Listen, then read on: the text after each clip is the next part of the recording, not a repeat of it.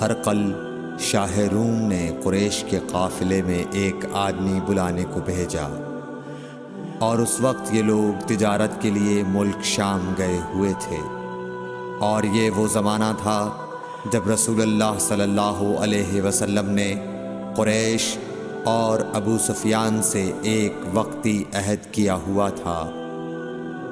جب ابو سفیان اور دوسرے لوگ ہرقل کے پاس ایلیا پہنچے جہاں ہرقل نے دربار طلب کیا تھا، اس کے گرد روم کے بڑے بڑے لوگ، علماء، وزراء و امراء بیٹھے ہوئے تھے۔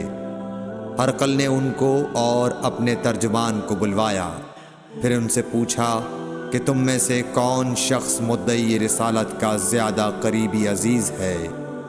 ابو سفیان کہتے ہیں کہ میں بول اٹھا کہ میں اس کا سب سے زیادہ قریبی رشتہ دار ہوں۔ یہ سن کر ہرقل نے حکم دیا کہ اس ابو سفیان کو میرے قریب لا کر بٹھاؤ اور اس کے ساتھیوں کو اس کی پیٹھ کے پیچھے بٹھا دو۔ پھر اپنے ترجمان سے کہا کہ ان لوگوں سے کہہ دو کہ میں ابو سفیان سے اس شخص یعنی محمد صلی اللہ علیہ وسلم کے حالات پوچھتا ہوں۔ اگر یہ مجھ سے کسی بات میں جھوٹ بول دے تو تم اس کا جھوٹ ظاہر کر دینا۔ ابو سفیان کا قول ہے کہ خدا کی قسم، اگر مجھے یہ غیرت نہ آتی کہ یہ لوگ مجھ کو جھٹلائیں گے تو میں آپ صلی اللہ علیہ وسلم کی نسبت ضرور غلط گوئی سے کام لیتا۔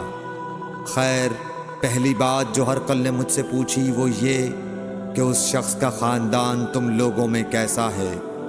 میں نے کہا وہ تو بڑے اونچے عالی نسب والے ہیں۔ کہنے لگا اس سے پہلے بھی کسی نے تم لوگوں میں ایسی بات کہی تھی؟ میں نے کہا نہیں۔ کہنے لگا اچھا اس کے بڑوں میں کوئی بادشاہ ہوا ہے؟ میں نے کہا نہیں۔ پھر اس نے کہا بڑے لوگوں نے اس کی پیروی اختیار کی ہے یا کمزوروں نے؟ میں نے کہا نہیں، کمزوروں نے۔ پھر کہنے لگا اس کے تابعدار روز بڑھتے جاتے ہیں یا کوئی ساتھی پھر بھی جاتا ہے؟ میں نے کہا نہیں۔ کہنے لگا کیا اپنے اس دعوی نبوت سے پہلے کبھی کسی بھی موقع پر اس نے جھوٹ بولا ہے؟ میں نے کہا نہیں، اور اب ہماری اس سے صلح کی ایک مقررہ مدت ٹھہری ہوئی ہے، معلوم نہیں وہ اس میں کیا کرنے والا ہے۔ ابو سفیان کہتے ہیں میں اس بات کے سوا اور کوئی جھوٹ اس گفتگو میں شامل نہ کر سکا۔ ہرقل نے کہا کیا تمہاری اس سے کبھی لڑائی بھی ہوئی ہے؟ ہم نے کہا کہ ہاں۔ بولا پھر تمہاری اور اس کی جنگ کا کیا حال ہوتا ہے؟ میں نے کہا لڑائی ڈول کی طرح ہے، کبھی وہ ہم سے میدان جنگ جیت لیتے ہیں اور کبھی ہم ان سے جیت لیتے ہیں۔ ہرقل نے پوچھا وہ تمہیں کس بات کا حکم دیتا ہے؟ میں نے کہا وہ کہتا ہے کہ صرف ایک اللہ ہی کی عبادت کرو، اس کا کسی کو شریک نہ بناؤ، اور اپنے باپ دادا کی شرک کی باتیں چھوڑ دو، اور ہمیں نماز پڑھنے، سچ بولنے، پرہیزگاری اور صلہ رحمی کا حکم دیتا ہے۔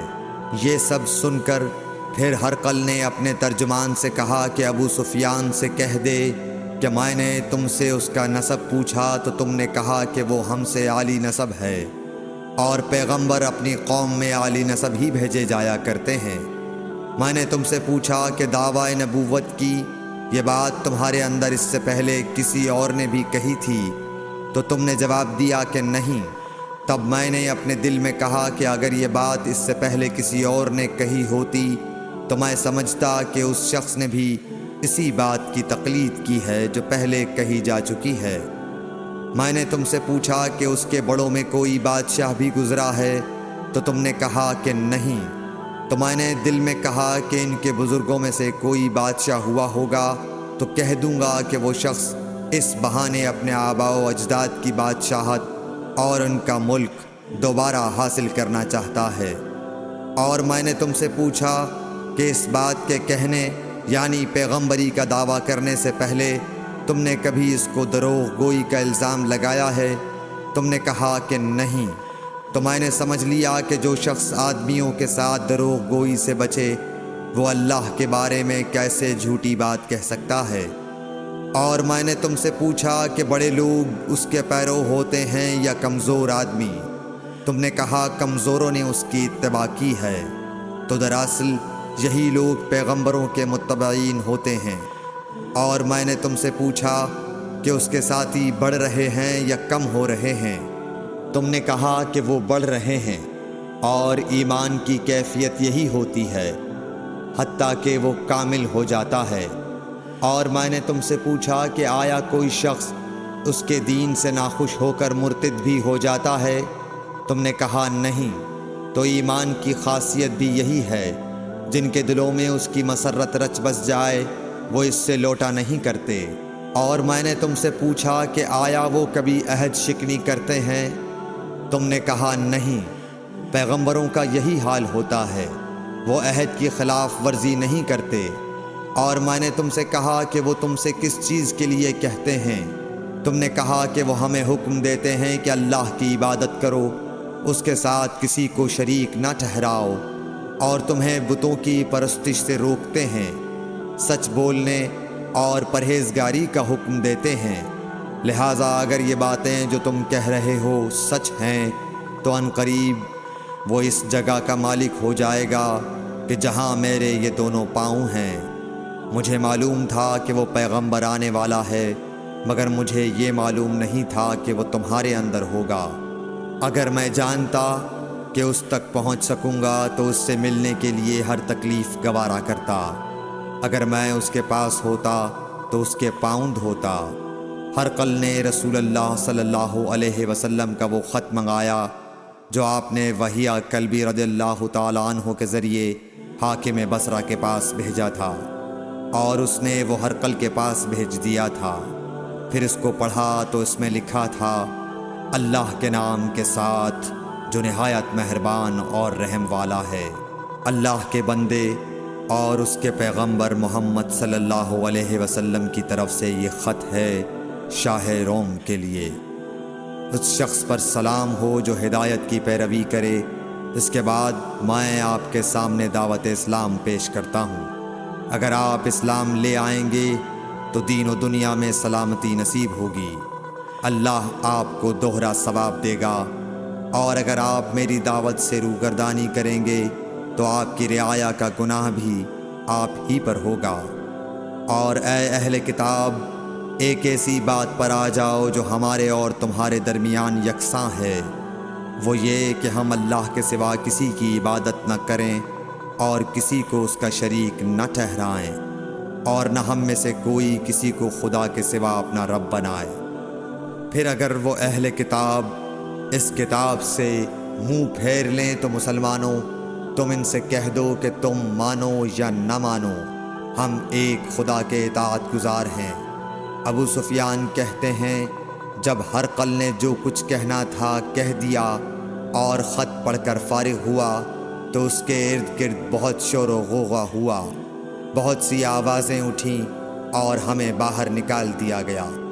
تب میں نے اپنے ساتھیوں سے کہا کہ ابو کبشہ کے بیٹے حضرت صلی اللہ علیہ وسلم کا معاملہ تو بہت بڑھ گیا۔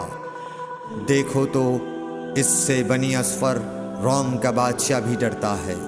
مجھے اس وقت سے اس بات کا یقین ہو گیا کہ حضور صلی اللہ علیہ وسلم عنقریب غالب ہو کر رہیں گے، حتیٰ کہ اللہ نے مجھے مسلمان کر دیا۔ راوی کا بیان ہے کہ ابن ناطور ایلیا کا حاکم ہرقل کا مصاحب اور شام کے نصارہ کا لاٹ پادری بیان کرتا تھا کہ ہرقل جب ایلیا آیا ایک دن صبح کو پریشان اٹھا تو اس کے درباریوں نے دریافت کیا کہ آج ہم آپ کی حالت بدلی ہوئی پاتے ہیں، کیا وجہ ہے؟ ابن ناطور کا بیان ہے کہ ہرقل نجومی تھا، علم نجوم میں وہ پوری مہارت رکھتا تھا۔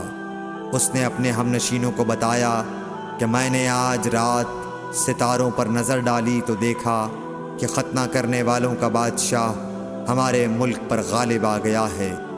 بھلا اس زمانے میں کون لوگ ختنہ کرتے ہیں؟ انہوں نے کہا کہ یہود کے سوا کوئی ختنہ نہیں کرتا، سو ان کی وجہ سے پریشان نہ ہوں۔ سلطنت کے تمام شہروں میں یہ حکم لکھ بھیجیے کہ وہاں جتنے یہودی ہوں سب قتل کر دیے جائیں۔ وہ لوگ انہی باتوں میں مشغول تھے کہ ہرقل کے پاس ایک آدمی لایا گیا جسے شاہ غسان نے بھیجا تھا۔ اس نے رسول اللہ صلی اللہ علیہ وسلم کے حالات بیان کیے۔ جب ہرقل نے سارے حالات سن لیے تو کہا کہ جا کر دیکھو وہ ختنہ کیے ہوئے ہے یا نہیں۔ انہوں نے اسے دیکھا تو بتلایا کہ وہ ختنہ کیا ہوا ہے۔ ہرقل نے جب اس شخص سے عرب کے بارے میں پوچھا تو اس نے بتلایا کہ وہ ختنہ کرتے ہیں۔ تب ہرقل نے کہا کہ یہی محمد صلی اللہ علیہ وسلم اس امت کے بادشاہ ہیں جو پیدا ہو چکے ہیں۔ پھر اس نے اپنے ایک دوست کو رومیہ خط لکھا، اور وہ بھی علم نجوم میں ہرقل کی طرح ماہر تھا۔ پھر وہاں سے ہرقل حمص چلا گیا۔ ابھی حمص سے نکلا نہیں تھا کہ اس کے دوست کا خط اس کے جواب میں آ گیا۔ اس کی رائے بھی حضور صلی اللہ علیہ وسلم کے ظہور کے بارے میں ہرقل کے موافق تھی کہ محمد صلی اللہ علیہ وسلم واقعی پیغمبر ہیں۔ اس کے بعد ہرقل نے روم کے بڑے آدمیوں کو اپنے حمص کے محل میں طلب کیا، اور اس کے حکم سے محل کے دروازے بند کر لیے گئے۔ پھر وہ اپنے خاص محل سے باہر آیا اور کہا، اے روم والو، کیا ہدایت اور کامیابی میں کچھ حصہ تمہارے لیے بھی ہے؟ اگر تم اپنی سلطنت کی بقا چاہتے ہو تو پھر اس نبی صلی اللہ علیہ وسلم کی بیعت کر لو اور مسلمان ہو جاؤ۔ یہ سننا تھا کہ پھر لوگ وحشی گدھوں کی طرح دروازوں کی طرف دوڑے، مگر انہیں بند پایا۔ آخر جب ہرقل نے اس بات سے ان کی یہ نفرت دیکھی اور ان کے ایمان لانے سے مایوس ہو گیا تو کہنے لگا کہ ان لوگوں کو میرے پاس لاؤ۔ جب وہ دوبارہ آئے تو اس نے کہا، میں نے جو بات کہی تھی اس سے تمہاری دینی پختگی کی آزمائش مقصود تھی، سو وہ میں نے دیکھ لی۔ تب یہ بات سن کر وہ سب کے سب اس کے سامنے سجدے میں گر پڑے اور اس سے خوش ہو گئے۔ بالآخر ہرقل کی آخری حالت یہی رہی۔ صحیح بخاری حدیث نمبر 7۔